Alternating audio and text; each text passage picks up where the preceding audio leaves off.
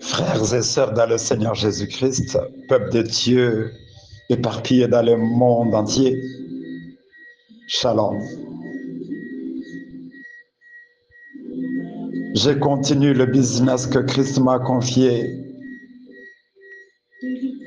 celui de vous partager la bonne nouvelle du royaume de notre Dieu, le Créateur de toutes choses. Alléluia.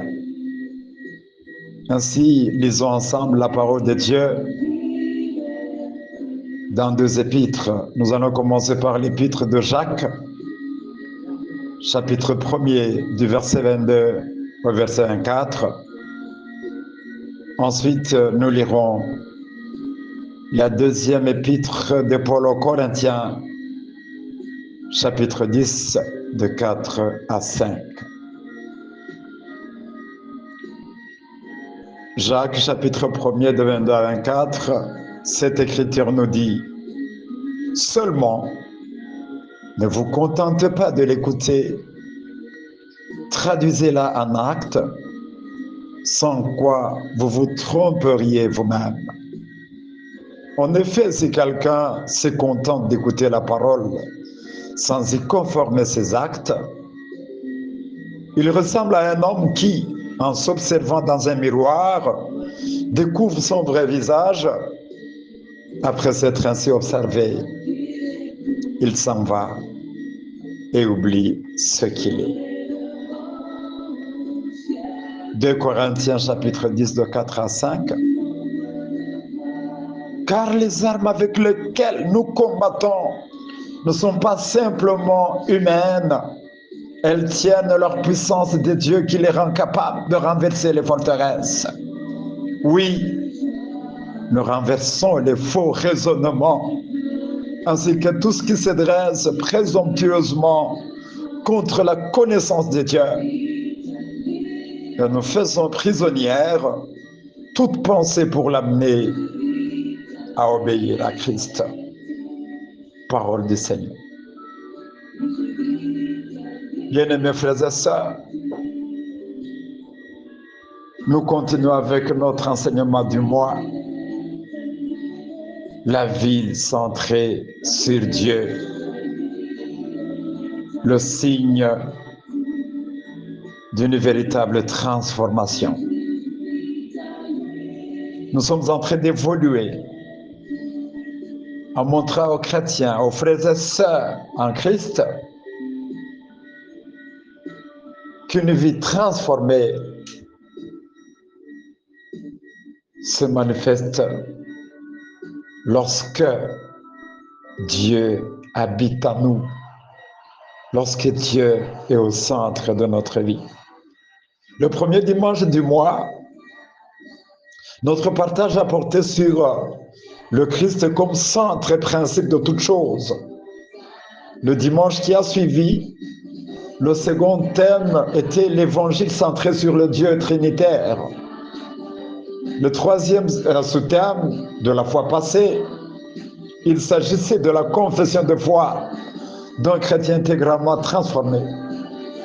Et ce matin, je vais ajouter quelque chose aussi important. Mettre Jésus au centre de ta vie en évitant de s'appuyer sur tes propres raisonnements. Je préfère intituler ce sous-thème autrement. Les vains raisonnements, les faux raisonnements éloignent le Seigneur Jésus du centre de ta vie. Dans ce nouveau sous-thème, 4 questions préoccupent mon esprit et vous ferez bien de les partager avec moi et bien y répondre pour le bien de tous. La première question, que dit la Bible sur les faux raisonnements?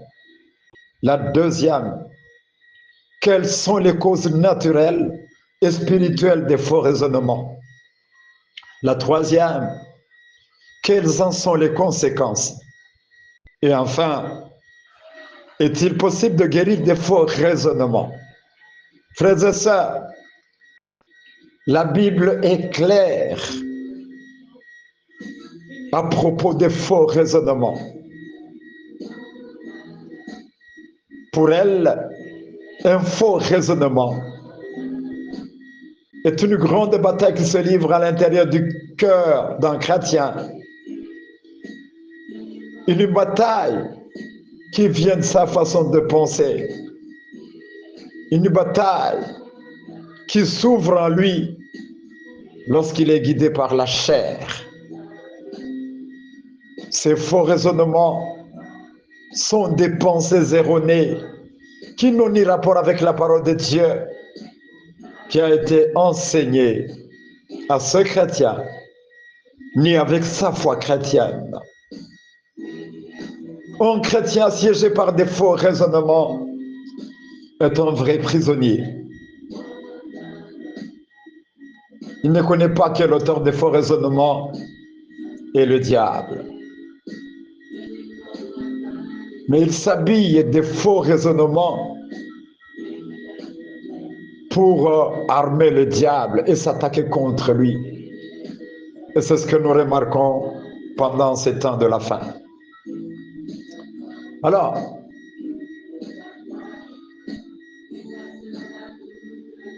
le faux raisonnement est utilisé dans plusieurs églises. Donc, l'arme de faux raisonnement est utilisée dans plusieurs églises chrétiennes et embrouille beaucoup d'enfants de Dieu. Ceux-ci aiment servir Dieu, mais à cause des faux raisonnements, ils ne sont plus intéressés par la prière. Ils ne sont plus intéressés par le groupe. Le feu de l'esprit disparaît d'eux. Ils se contentent de s'isoler, de vivre en hypocrisie ou de collaborer avec les membres des autres églises en secret. Dans ce combat spirituel, les faux raisonnements travaillent avec leurs propres pensées. Et les frères et sœurs, envahis par ces faux raisonnements, oublient de pratiquer la parole de Dieu. Ils préfèrent former des petits groupes, passer du temps à parler des autres et à prendre des décisions qui n'intéressent pas Dieu. Eh bien, dans cet état flou, leur raisonnement chasse petit à petit le Christ au centre de leur vie, tandis qu'ils font croire à ceux qui les repêchent, à ceux qui leur donnent conseil, qu'ils n'ont pas de problème et qu'ils sont en bonne santé spirituelle avec le Seigneur. Au lieu de se soumettre à la pensée de Dieu, ils sont emportés par leurs propres pensées erronées. Quand quelqu'un leur pose une simple question, au lieu de répondre en parlant d'eux-mêmes, ils accusent telle ou telle personne d'être responsable de son problème ou de ses problèmes. Là, alors, les suspicions et les accusations prennent place en eux et leur empêchent de continuer. Ceci est fréquent dans nos églises. Il suffit qu'une simple situation se passe et les faux raisonnements prennent la place du Saint-Esprit. Et en conséquence, un frère ou une sœur dans le Seigneur se met à distance avec son Dieu, avec son Église, avec son service.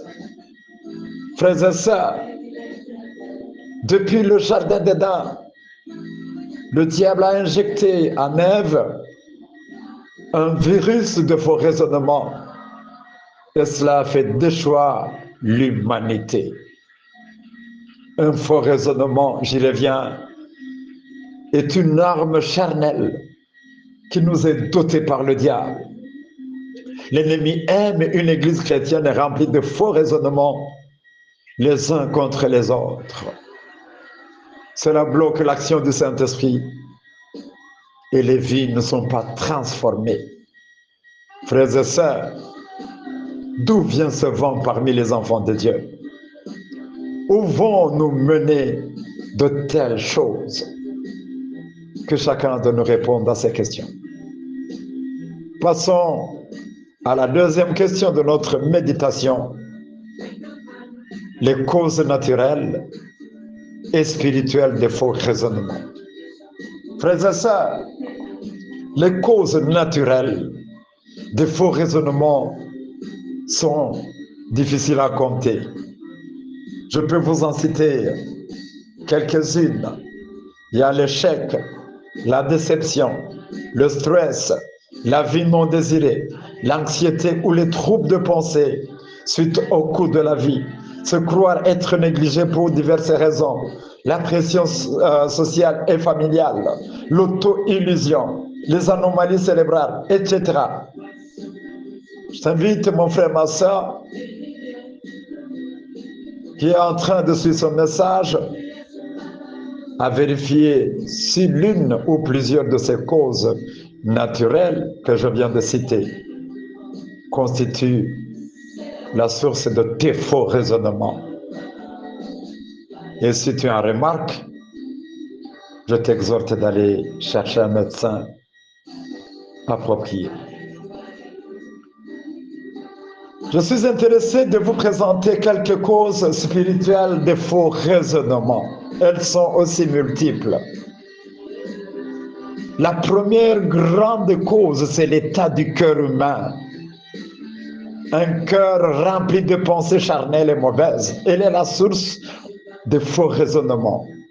Mais aussi, il y a les rudiments du monde, les paroles et les influences des hommes ou des femmes qui aiment diviser pour régner, l'orgueil, l'entretien de pensées impures et négatives, douter de ce que l'on entend ou l'on voit, l'incrédulité, l'excès de malice, l'hypocrisie, l'incompréhension, vouloir demeurer sur sa position même si elle est fausse, la confusion, le mensonge qui tombe aux oreilles, une attaque personnelle de ce que les autres disent de toi, les paroles entendues des autres, mais sans source réelle, les préjugés sur les autres, exclure toute autre possibilité, rendre complexe ce qui est pourtant facile, ajouter foi à toute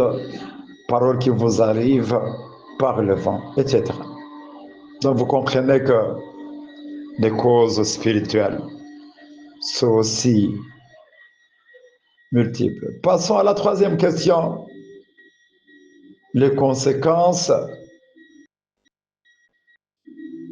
de ces causes naturelles et spirituelles.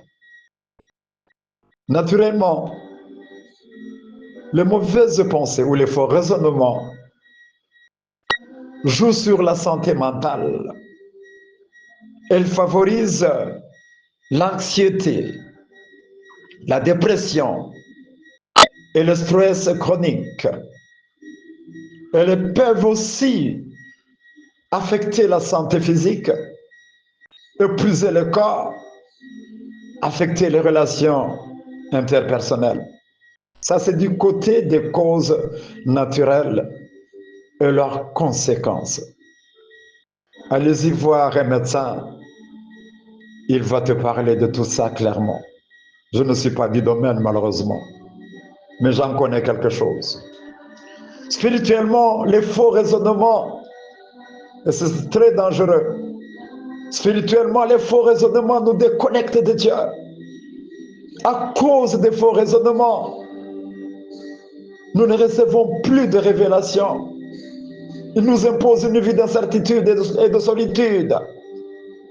Ils placent devant nous plusieurs barrières de bonnes relations avec les autres.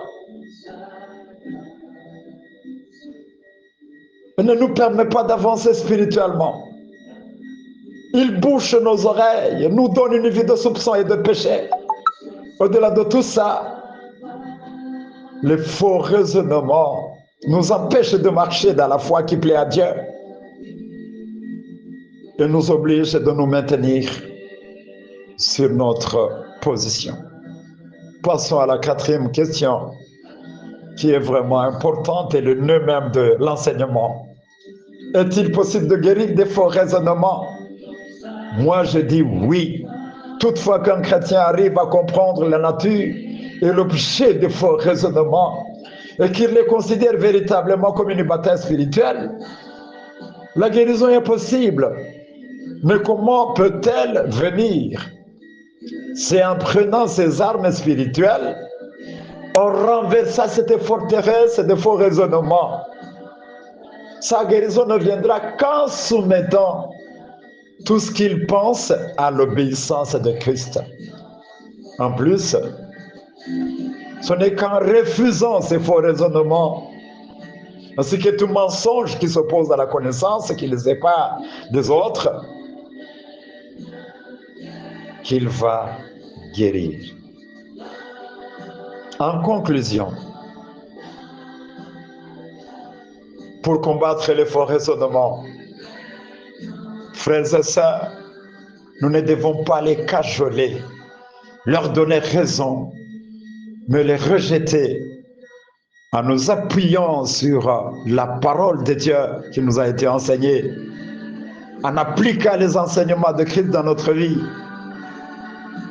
et en étant un modèle de vie d'amour, de pardon et de prière. Si l'écriture de 2 Corinthiens 10:5 se trouve dans vos Bibles, sachons tous que Dieu nous appelle à un combat spirituel à ne pas négliger. Nous sommes donc appelés à démolir des faux raisonnements, de fausses pensées contraires à la connaissance de Dieu, à les soumettre à l'obéissance de Christ, à détruire les mensonges, les suspicions et les faux raisonnements et à les remplacer par la vérité de Dieu, afin que toute pensée qui est en nous obéisse à Dieu. Demandons donc au Seigneur de changer notre système de pensée. Ne nous laissons pas emporter par des faux raisonnements qui font de nous des êtres humains en état d'animal, comme le souligne l'Écriture dans Corinthiens 2:14. Au nom du Seigneur Jésus, que la puissance du Saint-Esprit intervienne dans cette guerre qui se déroule au niveau de tes pensées et que cette forteresse de faux raisonnements qui ne rend pas gloire à Dieu dans ta vie et qui t'éloigne de ta communion avec lui et de ton service tombe et cède place à Christ au centre de ta vie. Parle à Dieu et prie en ces mots. Toi, esprit de faux raisonnement, esprit de pensée négative, esprit de colère, esprit d'hypocrisie, tu as vidé en moi toute la joie du Saint-Esprit et tu m'as rendu sec. Dégage de moi au nom de Jésus-Christ. Je me décide de marcher selon la volonté de Dieu et non la mienne. Saint-Esprit, Saint-Esprit, Saint-Esprit, donne-moi la force de mettre en pratique la parole de Dieu. Jésus-Christ, Jésus-Christ, viens reprendre ta place au centre de ma vie. Amen. Soyez bénis au nom précieux de notre Seigneur Jésus-Christ. Amen.